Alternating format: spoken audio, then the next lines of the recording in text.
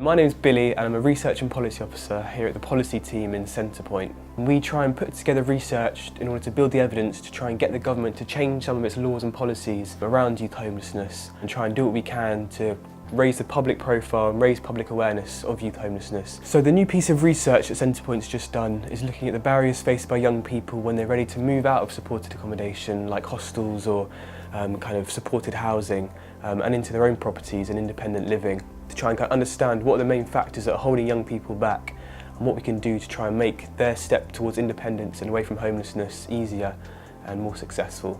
The first choice for lots of young people leaving supported accommodation is social housing, so council housing or housing association properties, because it has relatively greater security and it's more affordable. However, it's becoming much more difficult for young people to access social rented housing, firstly because there's not enough of it.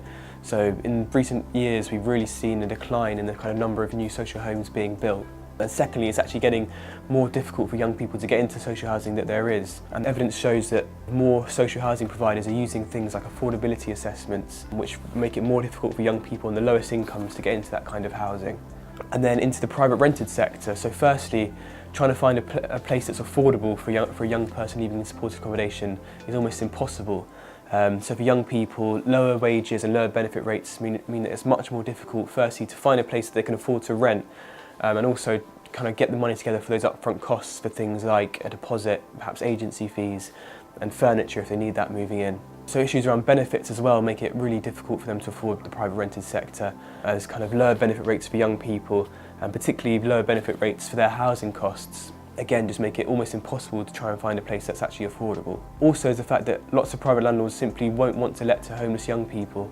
So our research found that fewer than 2 in 10 landlords would be happy to let to a young person leaving supported accommodation for things like concerns around rent arrears and concerns around damage to the property, but also just there's a real stigma and a real prejudice against homeless young people.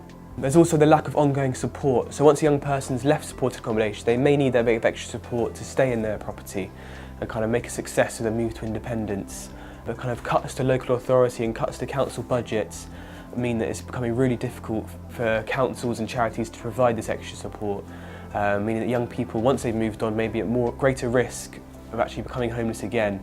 But also means that private landlords and increasingly social landlords are less willing and able to let to homeless young people because they're concerned that if everything goes wrong, the support isn't there.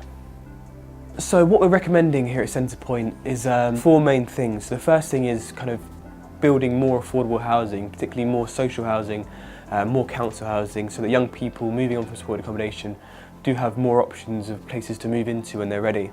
And the second issue is fixing the benefit system to ensure that young people do have access to the financial support needed to actually rent a property.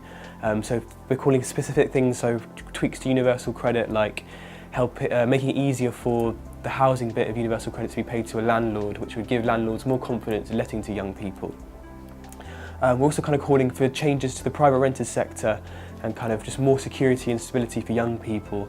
So things like an end to no-fault evictions for young people, and also an end to practices by lettings agents and mortgage providers, which prejudice against people receiving benefits and people on low incomes.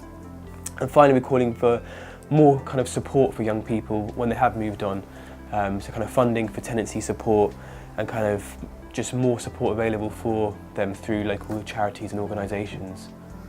So you can read a full copy of our report, which is called Ready to Move on our website, where you can also find out a bit more about the work of the policy team and find out a bit more about how you can support the work that we do at Centrepoint.